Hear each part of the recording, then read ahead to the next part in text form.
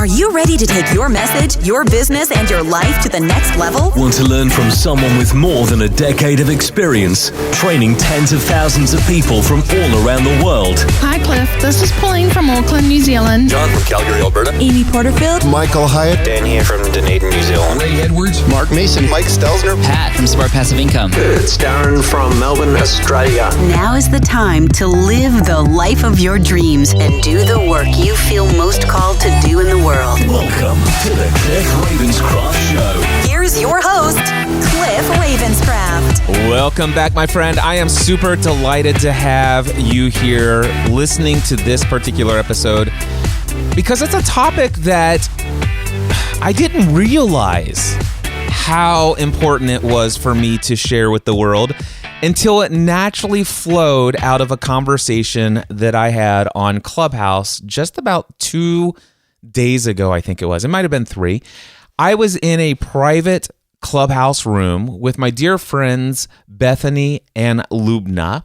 What happened was my friend was experiencing a little bit of overwhelm with the number of insights that were coming, and it's like, oh my gosh, with this I should do this, and it's like there's just so many things to do, but also that I have all these other commitments and all this other stuff, and I'm having a difficult time. And what I really heard and what really resonated with me is I was hearing something around the feeling of I'm having a hard time to just sitting and being, just sitting and clearing my mind of all of this stuff. It just seems to be that there's a lot of things to do. So I want to ask you this. Have you ever been overwhelmed by how much you quote unquote have to do? Have you found yourself simply thinking, you know what, I just don't have enough time to get everything done?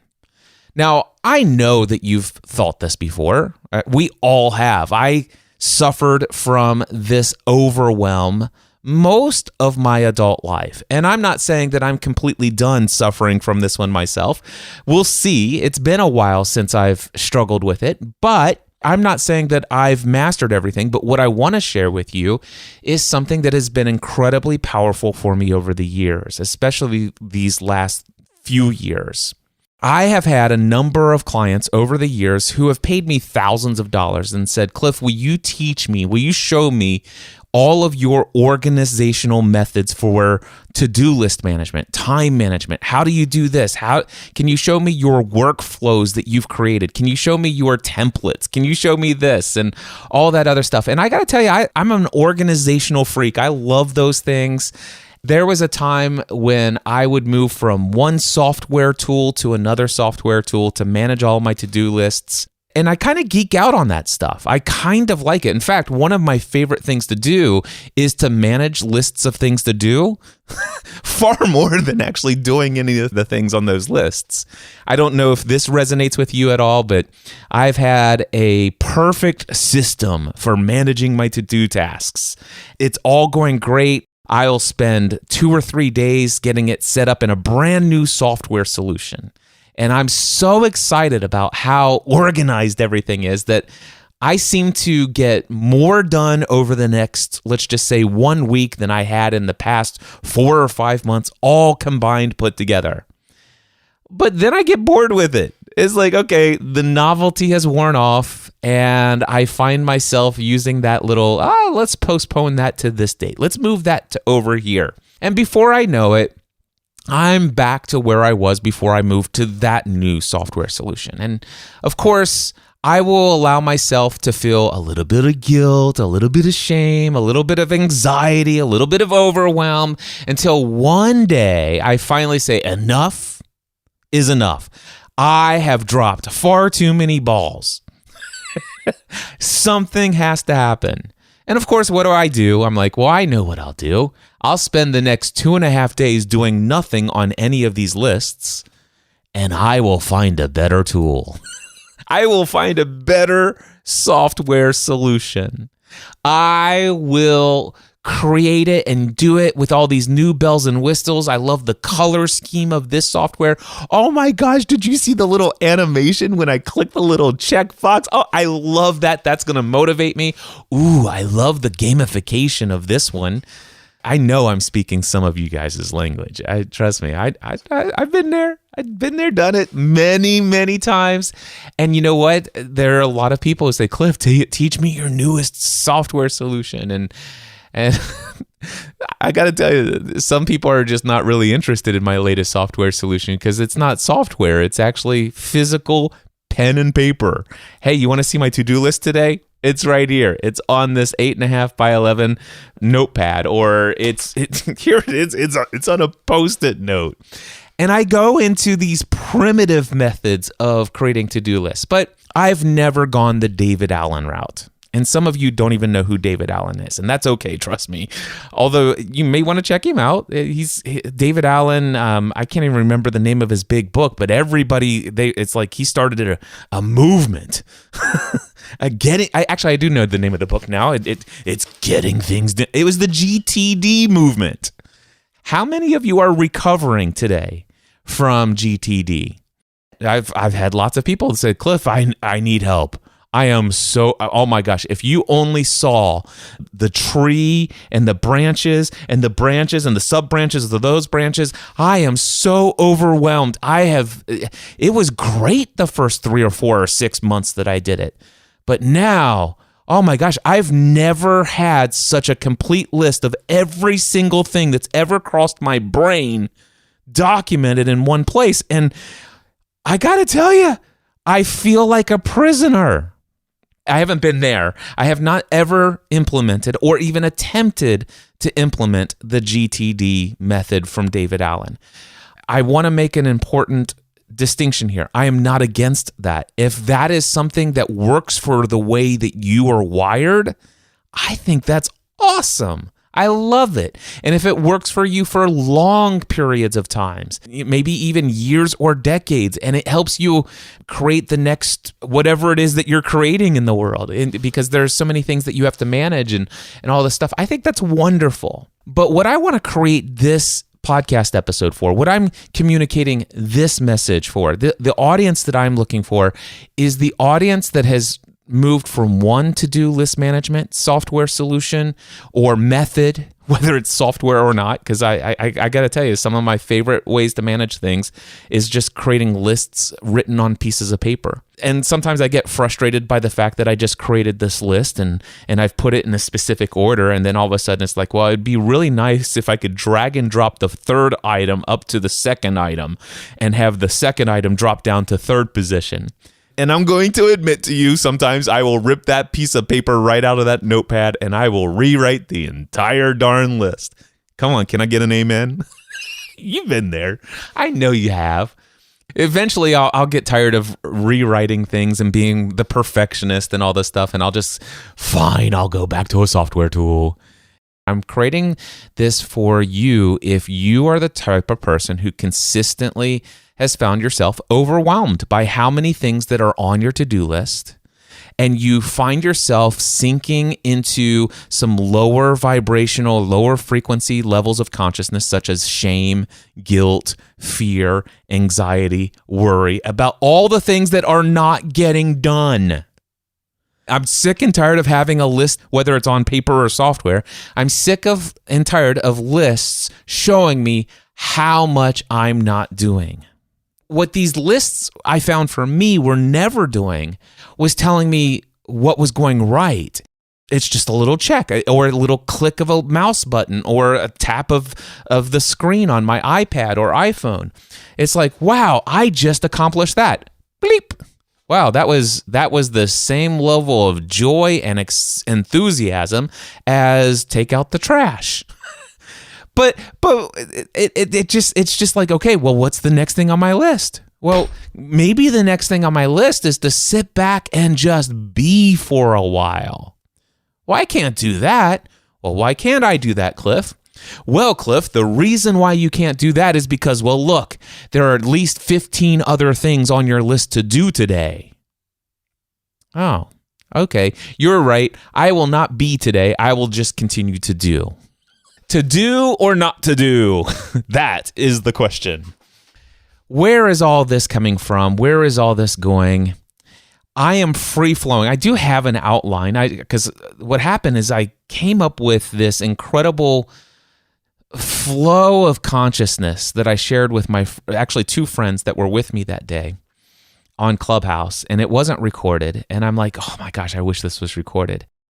One of the things that came up, and I just asked this, I said, have you ever heard of, or have you ever made use of something called a to-be list? Now, the interesting thing is I've never heard of a to-be list. But in that moment, I was prompted from within. Intuition said, bring this up, Cliff. Share what you've been doing over the last several years. Because what has been my experience over the last several years is I don't make any use of any to-do list regularly at all. In fact, I do remember when I first moved over to the Notion software that I'm currently using now, I did create a document called Project Management. Clearly wanted to avoid using the language to-do list or task list. It's here are some projects. I wanted to create that more than anything as just a place to dump things that come across my mind that might be worthy of my time, effort, and energy at some point. And I will put them in various different lists.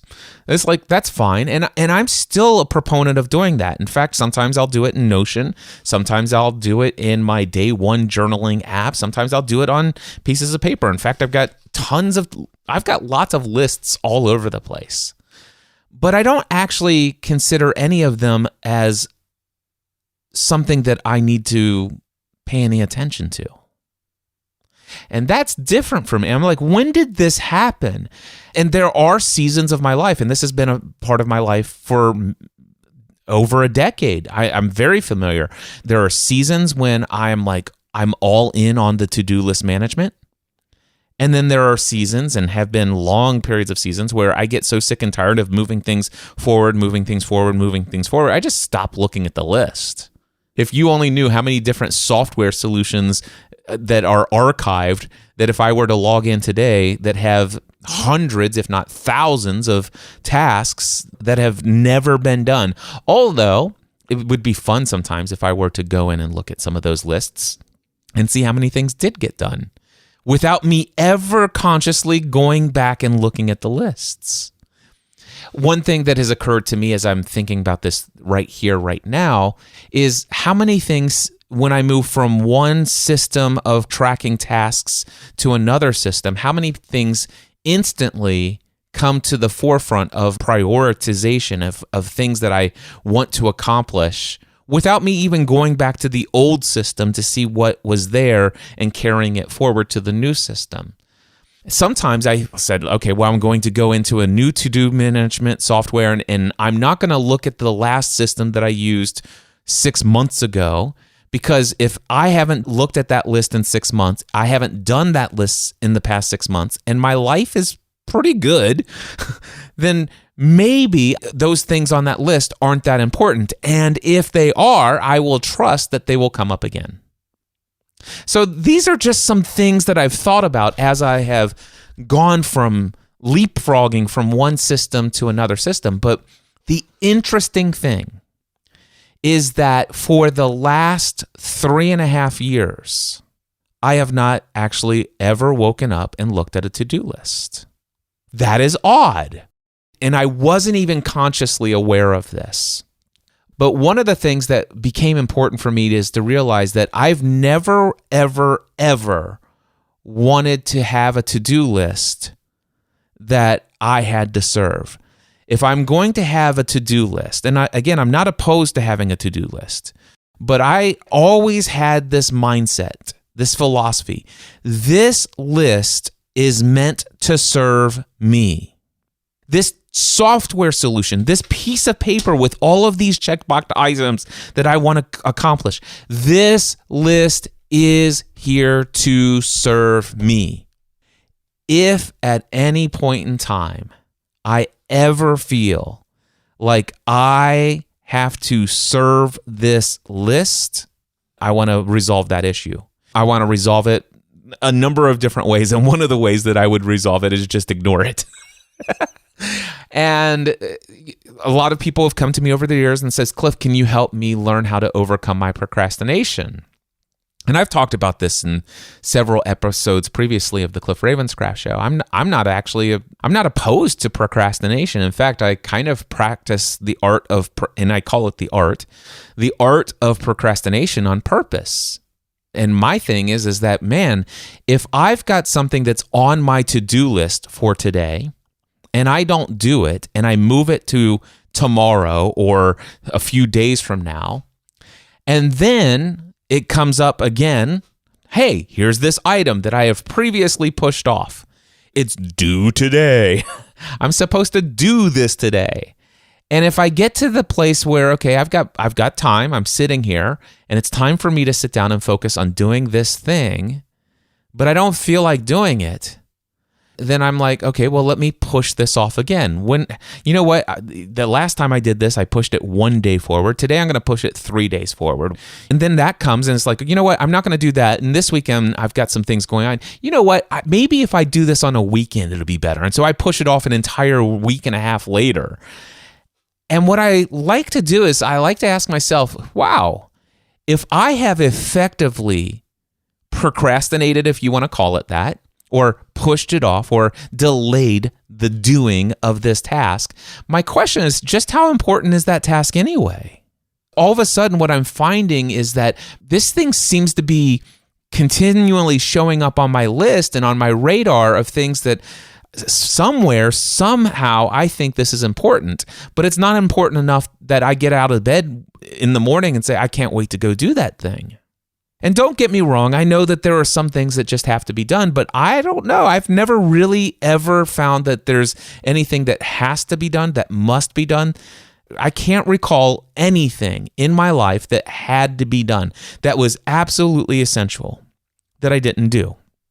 I could argue and say, well, there have been some things, Cliff, that had to be done, and you did get them done, but you didn't get them done by the deadline. And I'm like, well, who made that deadline?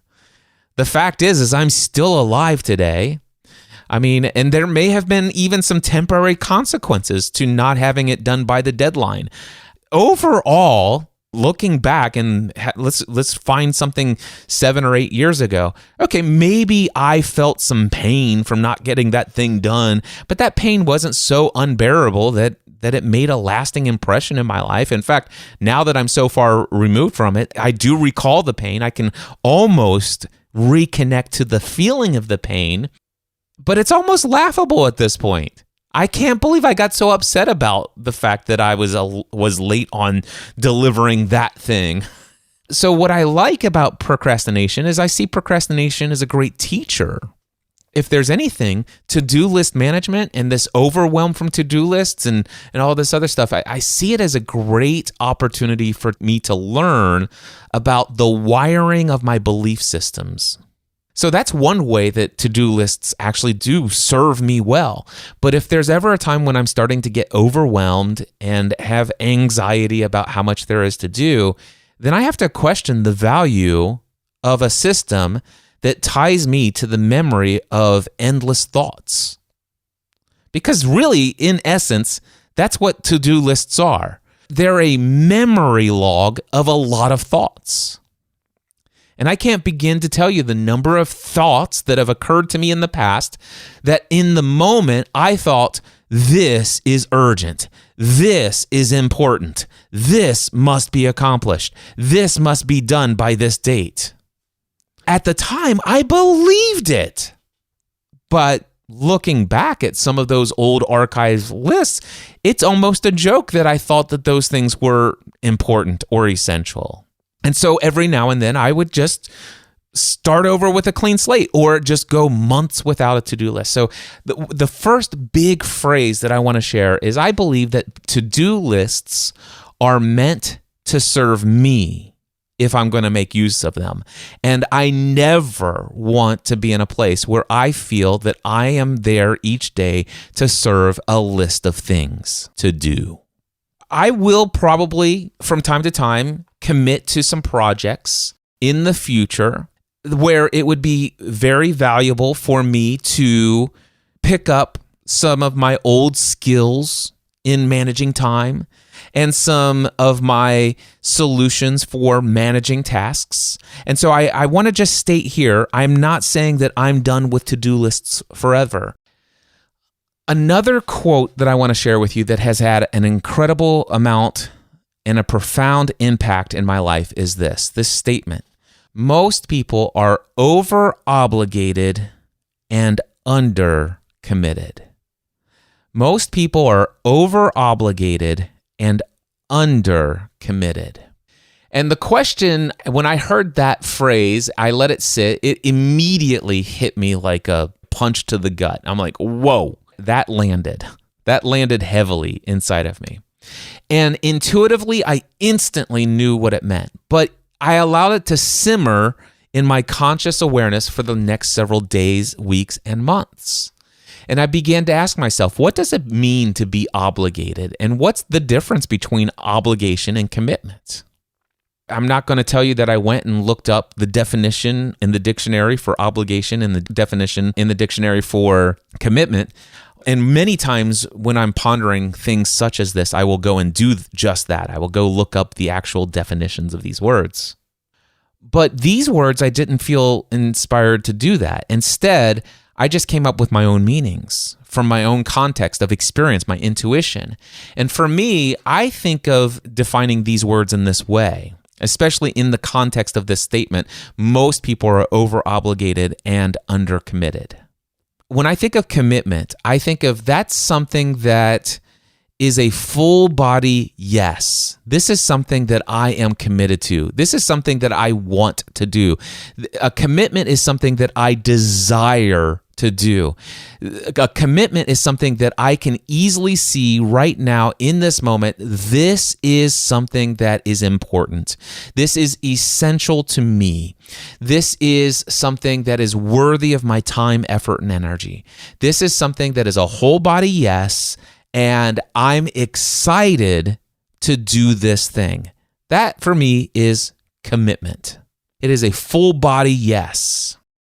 An obligation is something that when I wake up in the morning and I look at it, I would actually in my mind or in conversation with another person, when they ask, Cliff, what are you going to do today? And I was like, well, I have to do this, and then I have to do that. And oh my gosh, I really need to get that done today.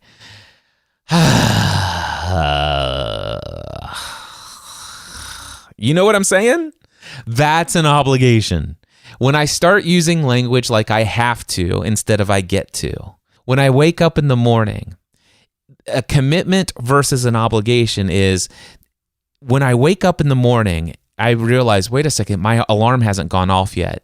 I set my alarm for 5 a.m. What time is it? And I look at my clock on the side of the bed and it's like, oh, it's 4:55. Let me get out of bed because I know what I'm going to do today. And I go and do it. See, now when I know that, I am fully committed. That's, for me, that's what it means to be fully committed to something. Gosh, I got a 5-minute head start on this thing that I'm excited about doing today. That's a commitment. But when I have the same situation and I know that today on my to-do list is this thing, and I set my alarm for 5 o'clock, I wake up and it's 4:55 in the morning, and I'm like, I've got to get up in 5 minutes. I don't want to get up in 5 minutes. In fact, now that I'm here, let me just take my clock, which is my clock app on my phone, and I'm going to turn off the 5 o'clock alarm, and I'm going to move it to 6 o'clock. I'm going to give myself an extra hour to sleep. Next thing I know, it's 6 o'clock, and the alarm goes off, and I'm like, hit snooze. 6:09. I'll get up at 6:09. Have you ever done that? Well, if you're doing that, for me, this is a hint that there's some obligations on my list today.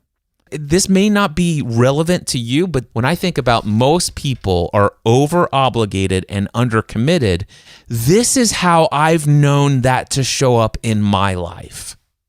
And I realize that, wow, I am wasting away a lot of my life avoiding obligations. There are some things that are on my list of obligations today that were at one point commitments. there was a time when I made the commitment to do what I now consider to be an obligation. There was a time when it was a commitment. It didn't feel like an obligation. It felt like something that was important and urgent and an alignment. What sometimes my to-do lists don't take into account is the fact that I evolve on a pretty consistent basis. It seems that each day I have radical new clarification about my identity, my mission, and my purpose, who I am.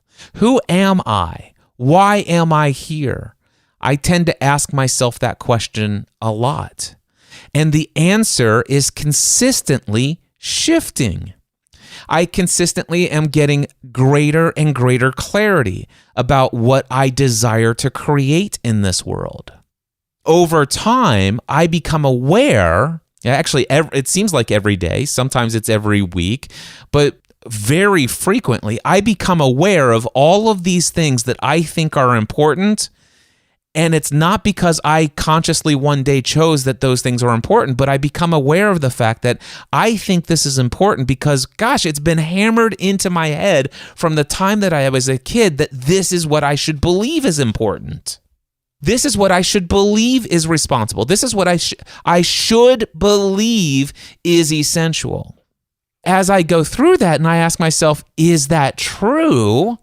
I find that the answer is no. Well, gosh, I've made all these commitments based upon those previous things I believed, and I no longer believe them today. And this, for me, is how I discovered how commitments can easily become obligations. When I think about this, like, wow, how can I eliminate some of these obligations? How can I went really radical. How can I eliminate every obligation from my life? And I'm not going to tell you about my process of how I went about doing that. I just want to pose that question for you. You might want to journal this. Use that as a journal prompt if it sounds interesting to you. How can I eliminate every obligation in my life? And just see what comes up for you.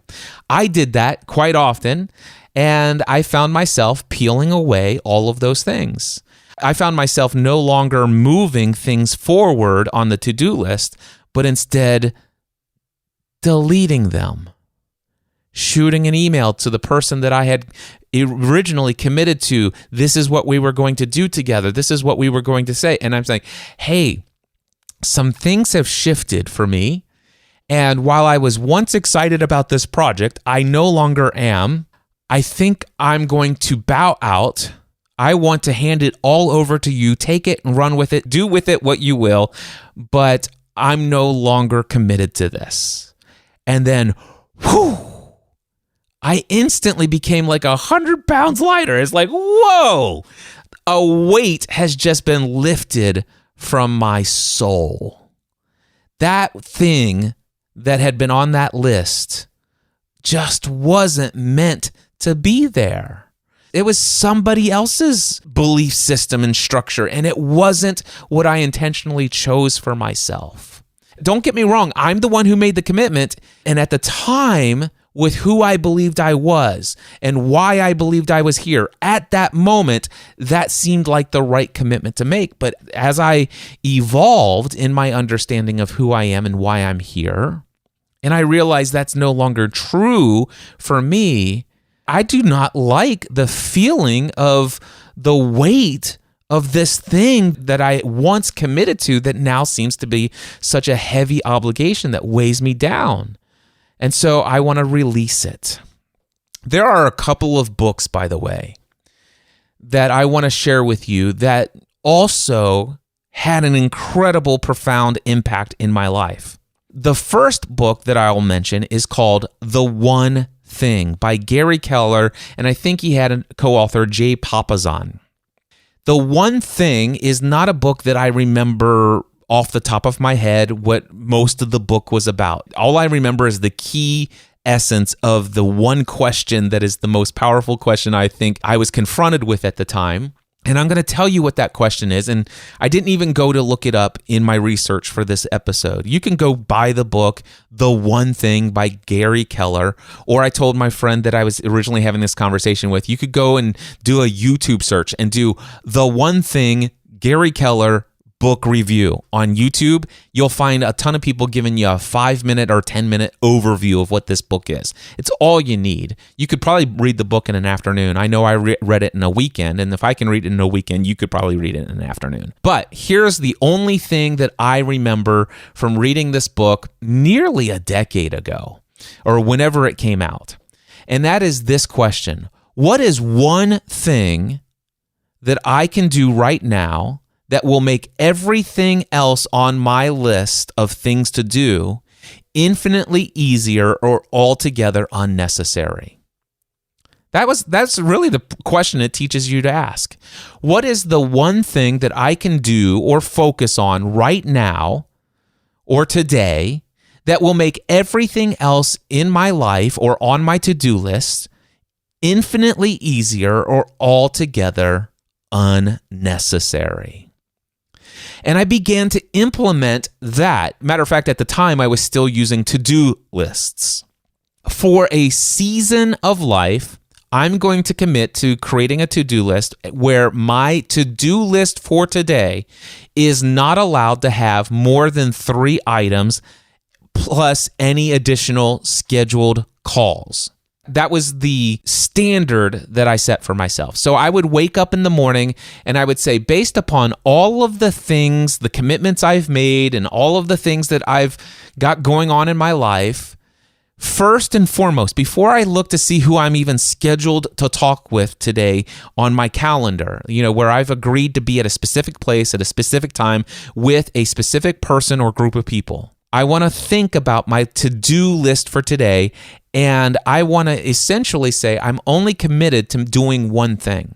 So what is the one thing that I could do today that would make everything else in my life infinitely easier, or all the other things that have been committed to altogether unnecessary? Sometimes that one thing would be just one of those scheduled calls for the day. And I'd say, okay, great, I'm going to have that scheduled call today. And if this one thing is the only thing I do today, and I die in my sleep tonight, I will have lived a good life today. That would have been worthy of my time, effort, and energy today. Then I would say, okay, if by some chance I accomplish that one thing and any other scheduled calls that I've committed myself to on my calendar today, if by chance there's additional time, effort, and energy left over, is there one or two other things that I could focus on that would make everything else that I'm excited about in this world infinitely easier or altogether unnecessary? If so, I'll put them down in a list of additional priority, knowing that I'm only committed to doing one thing today. That's how I began to live my life. And so my to-do list, which was incredibly complex and arguably sometimes out of control, although I felt like it was in very awesome control. I was an organizational freak, like I said. But the reality is that my to-do list became very simple. The second book that I want to mention, and I read this right at the same time, probably the same month that I read The One Thing by Gary Keller, I read a book called Essentialism by Greg McKeown. The subtitle, by the way, is The Disciplined Pursuit of Less. I remember almost nothing that I read in that book. I can't remember a single statement, a single catchphrase, or anything other than the title itself, Essentialism. And I began to ask myself, if I'm actually looking at a thing that's on my list that I'm going to put my time, effort, and energy to, I began to ask myself, is this essential? Then I have to ask myself, well, what does that word mean? I'm going to admit to you, I've never once looked up the word essential in the dictionary. I seem to have a good contextual understanding of that word just through my experience of life. But then I began to ask myself intuitively, what does that word mean to me? How would Cliff Ravenscraft today define the word essential? Something that is of your essence, or the essence of. The essence of. So when I think about this, when I think about that question, who am I? Why am I here? What is my essence? What is my makeup?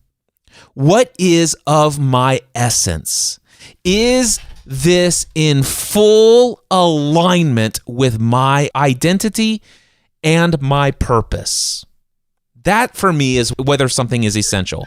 If what I'm looking at on my list is in alignment with my essence, if what I'm looking at on my list is in alignment with what I today believe about who I am and why I'm here on this earth and what I currently am excited about creating on this planet, then that is essential. As I said, what I've learned through this process is my understanding of my essence is evolving. I have, in my earliest implementation of some of these shifts and changes away from the to-do list, when I was still using the to-do list, I would actually ask myself, is this essential? Is this of my essence? And what I found is that I would write down the one thing that was the one thing that I would be fully committed to today. Full body, yes. That one thing that, yeah, if I set my alarm for 5 o'clock and I wake up at 4:20 a.m., dude, feet on the floor by 4:21, and I'm ready to go get started. That's my one thing that is essential. If it's so tied to my essence that it pulls me magnetically out of my bed. That's what I want, is one thing that does that. And then I might ask myself, well, if there's time, effort, and energy left over, is there one or two other things that I might even consider today? But then after I have that list of the one and then potentially a second or third item, I then look at my calendar and I say, are there any scheduled calls? Is there anything on my calendar where there is a commitment or obligation for me to be at a specific place at a specific time with a specific person or group of people? And some days there are scheduled commitments. And again, if it is a scheduled commitment and it's still today a scheduled commitment, then I put it on my list of things. This is something I'm still going to do. I have a lot of integrity for showing up and living in alignment with what I said I would do. However, there are sometimes somebody will reach out to me and say, hey, Cliff, can you and I do this? And I'm like, yeah, okay, I'm going to say yes to that. That feels like yes, I'm fully committed to this. And this has happened from time to time where somebody schedules something and I'm like, yes, how about next Tuesday? And they say, great, next Tuesday is wonderful. And let's just say that's the first Tuesday in June. A couple of days before that, I look at my email and I get this little notification that says rescheduled notification. And it says so-and-so has rescheduled this appointment. There may be a notification as to why. And oftentimes, I don't know why this happens, but some people choose to just reschedule things on your calendar without giving you any notification as to why they did that, but they do it. Okay, this was originally scheduled on the first Tuesday in June, but now so-and-so has automatically used your software tool for calendar scheduling to reschedule that, and now it's the third week in July. Well, if all of a sudden I get to the third week in July and I look at my week and I'm like, you know what? That feels like an obligation right now. If it actually happened in the first Tuesday in June or whatever that was, I think that would have been exciting. But that was Cliff Ravenscraft a month ago. I'm a different guy today. I've learned some things. I've evolved in what I've learned about who I am, what's important to me, about what I want to create. And now I have what was once a commitment, and I'm looking at what's coming up this third week in July. That seems like an obligation to me. And it does not seem essential. It's no longer in alignment with my essence. Not to say that I've evolved and I'm more important than what this person is creating, but wow, that just isn't as important to me today as it was when I first said yes to it. And sometimes it's not even that. Sometimes it's just like, hey, I'd love to do this. And they're like, great, let's plan this out for 9 weeks from now. And I just know now is like, listen, I will certainly commit to scheduling that with you for 9 weeks from now, but I just want to let you know if something comes up between now and then that becomes more important or essential for me, I may need to cancel. I don't typically like to book things out this far in advance. I will commit to booking it this far in advance for you here and now. But if the fact that I may actually cancel in the future becomes an issue for you, let me know now and my feelings won't be hurt. I just don't like making commitments that far in advance. I've just learned this because this has been my experience of life. I don't like to be obligated to things that were once exciting for me, but today are no longer exciting. And of course, there are some things like, being a speaker at a conference or something like that where it would be a pain in the butt for them. And if I do believe that is something that is still going to be essential for me then and it becomes an issue, there are occasions when I actually do something that has become an obligation. It's like, listen, I said I was going to do this. I do not want to inconvenience that person. I'm going to allow myself to fulfill this obligation. That's a different language than, oh my gosh, I'm so excited to finally have this opportunity 9 weeks later or 9 months later. I remember how excited I was. I am so excited that I finally get to fulfill this commitment that I made. So do you see the difference in language? But it goes back to this statement. It's not that I want to completely avoid ever having an obligation. There are some things that I do today that are still obligations. But the question is has there been a shift in my life from where I live into the category of most people are over-obligated and under-committed? And what I can tell you right now is today that the answer is no, I don't fit into that category. I'm not saying that I never have obligations. I'm not saying there's never anything that I have that I'm not excited about doing. I'm just saying it doesn't happen to the point where I'm ever overwhelmed anymore. It just is what it is. And I'm like, okay, I will learn from this. I will see if I can use what I've discovered in my evolution here and I will reconsider even more carefully future commitments that are made this far in advance. But I do want to live into my values, and sometimes it's my value that actually makes it something essential, and I'll get into that in just a moment.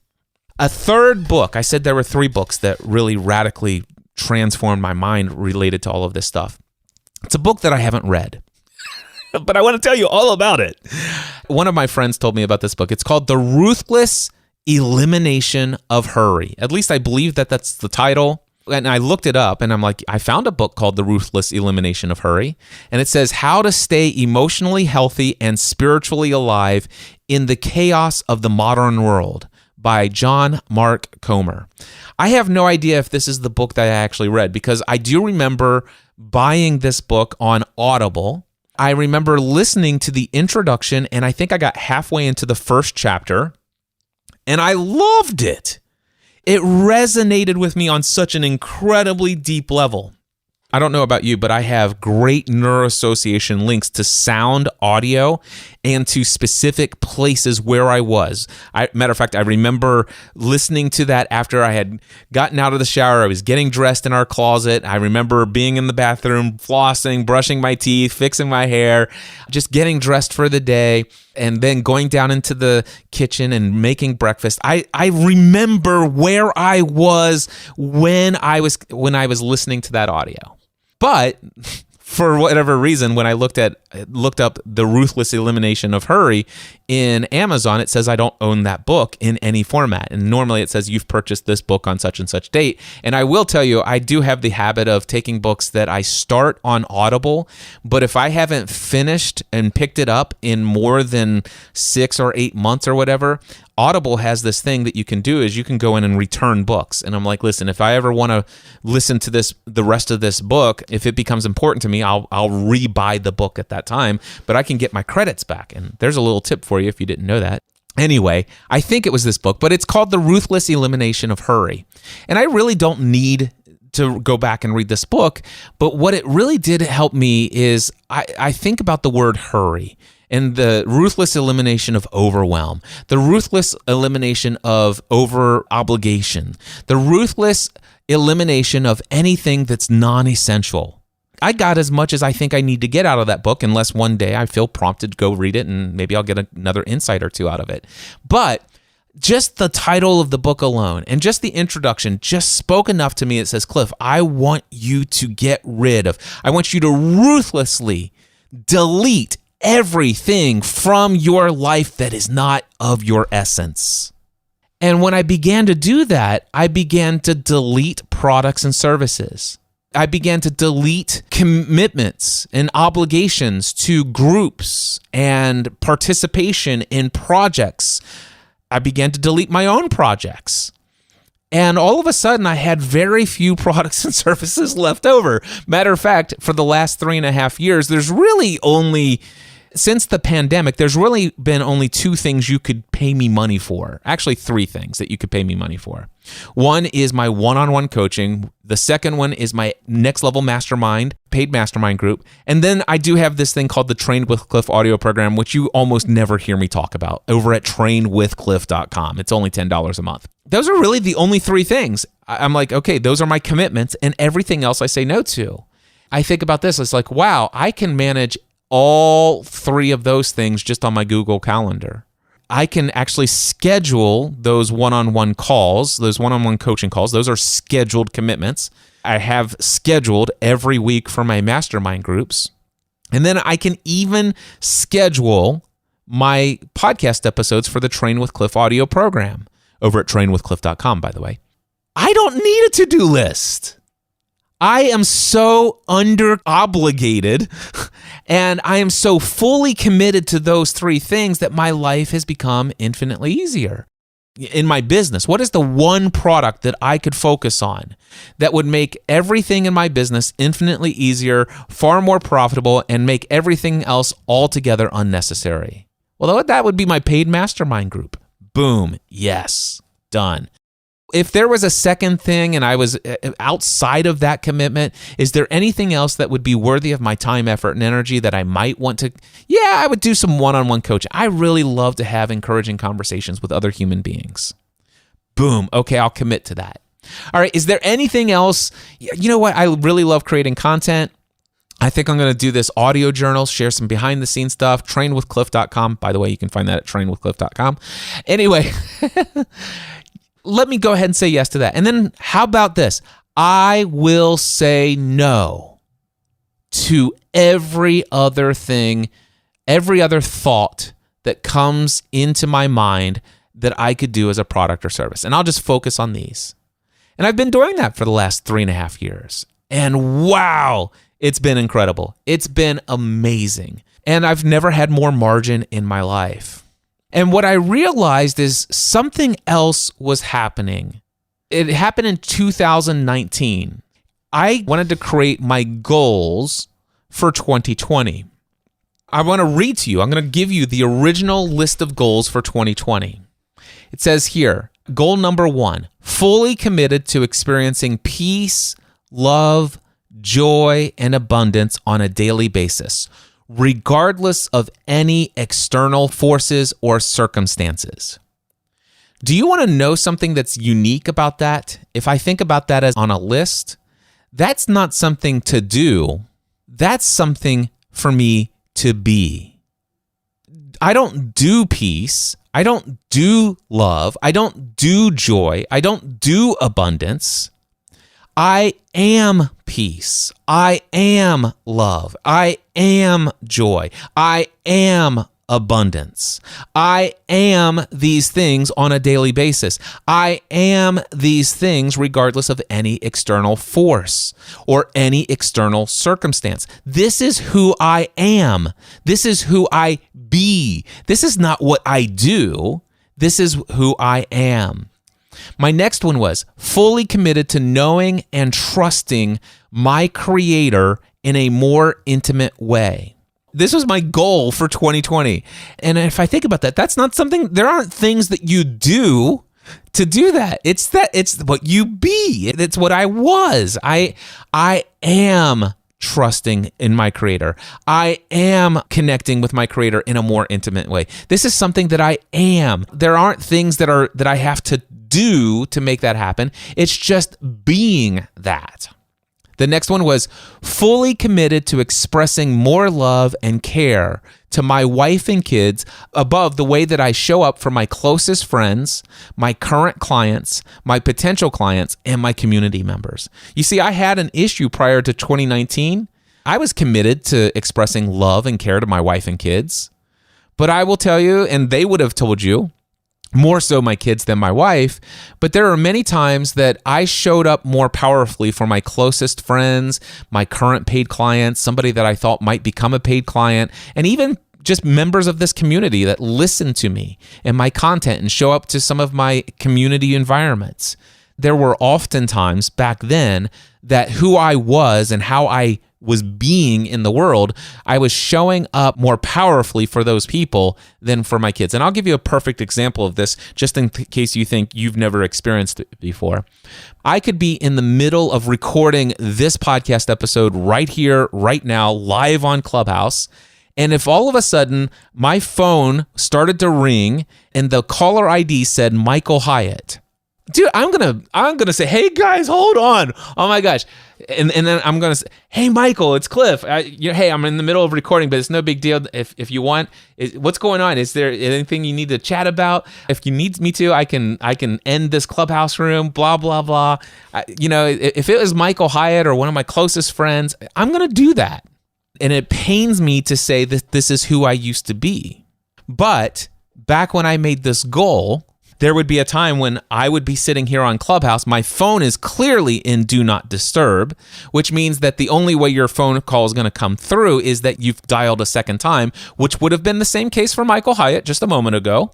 But then I'm sitting here during this room, I'm in Do Not Disturb, and then it says, it's one of your 3 children. And I see their caller ID. And then I am like, hey guys, hold on. That's weird because my phone's not in Do Not Disturb. I don't know what's going on here. Let me just check to make sure this is an emergency. And I'm like, hey, and then it's one of my kids and I see them on FaceTime and they're like, hey dad, what's up? They're super excited, right? They clearly got something they want to tell me. I said, hey, is there some sort of an emergency or anything? No, I just wanted to really talk to you real quick and tell you something. It's like, hey, I'm in the middle of a live podcast right now. That's why my phone was not in Do Not Disturb. Do you mind if I finish this and call you back? Do you see the difference? And see, I didn't like that about myself. I didn't like that I was being that way. I didn't like that is who I was. So, one of my goals for 2020, I'm fully committed to expressing more love and care to my wife and kids above and beyond my closest friends. You'll notice that the top ones were to be. They weren't things that like goals that I needed to accomplish, like I need to do a bunch of tasks and stuff like that. It just started to say, I want to shift my values in my life of what I focus on and what I prioritize in my life in such a way that I'm more focused on who I am versus what I do.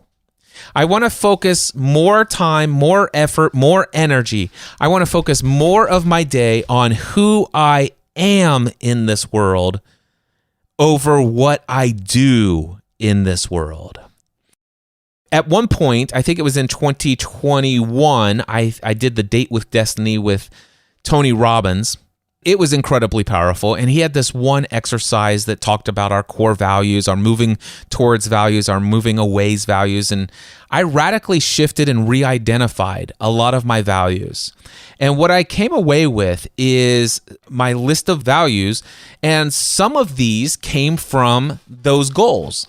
So today, like I said, for the last 3.5 years, I have not lived my life by any to-do list. Now, over the last 3.5 years, have I created a couple of lists here and there? Yes. Have I ever woken up and used any of those as a guideline as to how I'm going to live out my life that day? Not one single day. Every day of my life is focused on who I am and how I will be that day versus what I do that day. And what I end up doing that day will be an outgrowth of who I've chosen to be. And so this is where I began to, and I didn't have this language before then, but this is where I realized that, wow, somewhere in this process, I have made a massive shift in my life where I've moved away from designing my day with a to-do list, and I allow every day to be pretty much designed about my to-be list. And my to-be list doesn't shift that often. Now, when I say doesn't shift that often, I told you earlier, I'm constantly evolving. I'm constantly growing. I'm constantly unlearning some of the values I've picked up along the way that I think are essential and of my essence, where I realize, well, wait a second. No, that's just what a lot of people have been teaching me to believe about myself. And so sometimes my to-be list will change. But what I want to share with you now, and I'll wrap with this, is what my current to-be list is. It's never been named this. I never had this language prior to this conversation I had with my friends a couple days ago on Clubhouse. But here, I just have it. It's called my highest values. As a matter of fact, I'm going to change it, putting in my day one journal now, my to-be list. There we go. It's now officially my to-be list. All right. Here is item number 1 on Cliff's to-be list. Conscious awareness of my identity as a divine spiritual being having a human experience while still experiencing eternal union/oneness with my Creator. I want to show up as a human. I want to show up as Cliff Ravenscraft. I want to fully embrace who I came to be on this earth, and I want to accomplish and do out of the abundance. Never do I want to do things out of a lack, because I don't believe in lack anymore. I don't think that lack exists. So today, I want to consciously create and do things as a human, known as Cliff Ravenscraft, out of the overwhelming sense of purpose and abundance in my life. I want to fully embrace all of my humanity while never losing any conscious awareness of my full divinity as well. I want to be that every day. I want to be every day consciously aware of my divine spiritual union with my Father in heaven, my Creator, the source of all things, and I want to be fully divine. And I want to never lose that conscious awareness. Now, do I actually end up experiencing that every single moment of every single day of my life? I'm not there yet, but it is my to-be list, and it's something that I am increasingly, well, some days in some seasons I'm doing really, really well. And usually when I think that I'm doing really, really well, we're not going to go into, check out my Encouraging Others Through Christ podcast for some of that stuff. You can find that over at encouragingothersthroughchrist.com. Anyway, but that's my first item on my to-be list. My second item on my to-be list, intuition, intuitive intelligence, inner knowing. Now, what does this mean? That means if I want to know something, before I go out and look for the advice, the wisdom, the knowledge, the opinions of any other person on this planet, I'm going to first go within and see what I already believe internally, outside of what I've been taught, conditioned to believe, all of this stuff. I trust that I have this divine union with my Creator, who is knowing of all things, and He speaks to me. Or I don't believe that God has a gender, but I use that language still. I believe that I have this divine union with my Creator, the intuitive Christ intelligence of all that is, and I go there to seek insight. I go in and I tap into that intelligence, that knowing, that intuition. So that's who I'm being in this world. So I do that, and that's why sometimes I will still, once I've come up with that, I'll go and compare that with what the dictionary says that essential means, and what the dictionary says an obligation is, and all this other stuff. But oftentimes, once I've gone internally to seek the answers that I'm looking for, I no longer have any desire to go and find those other things. And oftentimes it's like, no, Cliff, that's not what that means. Cliff, let me show you where the dictionary says what it really means, and it's different than what. That's wonderful for you. But I got to tell you, do you see that the way that I'm showing up, is it causing you issues? Because how I'm showing up in the world, I'm showing up because of this inner knowing, and I'm not so concerned about the fact that other people's dictionaries and definitions aren't in complete congruence with what I've defined these words as my own inner knowing. And that can be an issue for a lot of people, but that's okay. My third item on my to-be list: peace, love, joy, and abundance from within, regardless of any external circumstances. All right, the next one on my to-be list: alignment with my true identity and chosen purpose in all that I think, say, and do. The next item on my list: gratitude for all that has been, that is now, and for what is to come.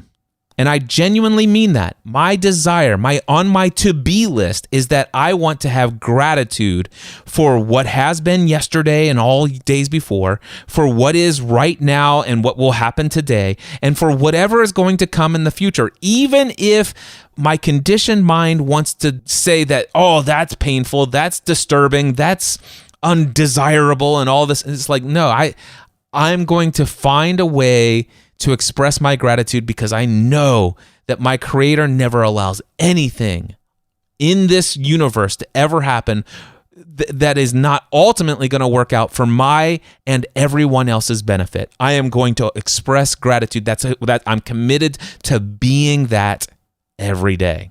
The next one on my to-be list: health, spiritually, mentally, physically. The next thing on my to-be list: I'm going to learn. Actually, more importantly, what I'm going to do is I'm going to do a lot of unlearning. I'm going to unlearn all this preconditioned stuff that I picked up throughout my lifetime.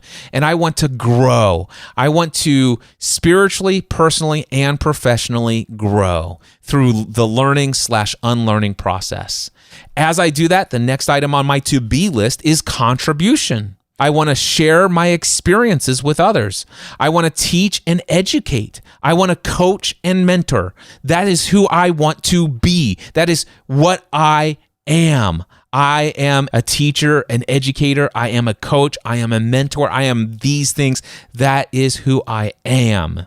Now, when I think about contributing out there, here's my priority.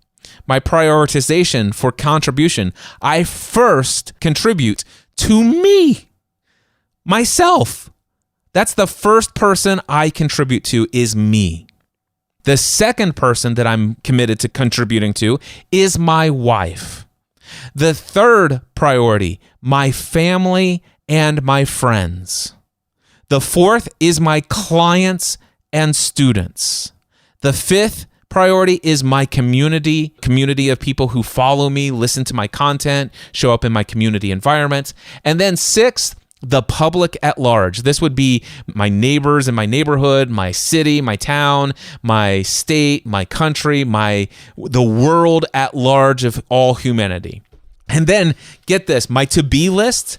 I love this because this used to be the number one thing on my values, was financial certainty. Today, my to-be list is absolutely rock bottom, at the bottom of my to-be list. Financial stewardship. It's still important to me. I want to be a great financial steward of my income. I want to be a great financial steward of my money management, of the money that I currently have control over. I want to be a great financial steward of savings when I feel prompted and led to save. I want to be a great financial steward of my investments when I feel prompted and guided to invest. That, my friends, is my to-be list. And I read another book. It's called The 4 Agreements by Don Miguel Ruiz. If you've not read The 4 Agreements, go read this book. It's incredible. Anyway, there are 4 agreements that he shared, and I also have added these to my list. I want to be impeccable with my word. I never want to take anything personally. I never want to jump to assumptions or conclusions. And in everything I do, I'm committed to doing my best. That, my friends, is my to-be list. And if every day I wake up and I ask, who am I and how am I going to be today? That will always give me the clarity of exactly what's essential for me to do today. I have made the ruthless elimination of obligations in my life. I have made a ruthless elimination of the unessential. And because of that, I no longer need big fancy to-do lists. I'm not speaking against to-do lists. I can understand and appreciate how maybe one day I may find a commitment to a project and a big thing that I want to accomplish and create in this world, not because I feel like I lack anything and it will give me something that I don't already have full access to, but out of the abundance of my desire of what I want to create next, I can see how all of my experience, my skills, my areas of expertise, of organizational methodology, and to-do list management might serve me at some point in the future. But key emphasis on that phrase, that might serve me.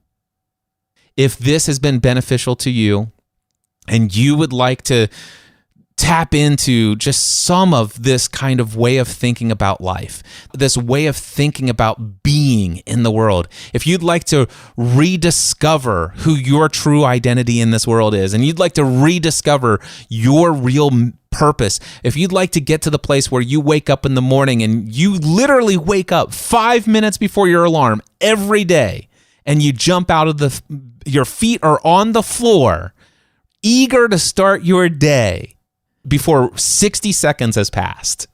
If you would like to begin to eliminate all of the obligations, if you'd like to be more fully committed to the things that you do, and if you'd like to get to the place where you could do things that you're doing, not because you feel like they're going to make you more happy, they're going to help you feel less anxiety and fear and worry and doubt. If you would like to move along this process, I've been helping clients for quite some time doing this. I'm willing to share with you even at a greater level, whether that's personally, one-on-one through my coaching, or if you are a business owner or you're starting a business and you want to be full-time self-employed within the next 12 to 18 months, I have the Next Level Mastermind where you can meet with me every single week and a group of other people who are committed to doing life like this. Head over to cliffravenscraft.com or mindsetanswerman.com. Either one, they'll take you to the same place. Click the Work With Me tab and either fill out an application for my one-on-one coaching or apply for the Next Level Mastermind. Either way, you're going to end up in a one-on-one conversation with me, and we'll take it from there. Until next time, I encourage you to take everything you do to the next level. Mindset Answer Man.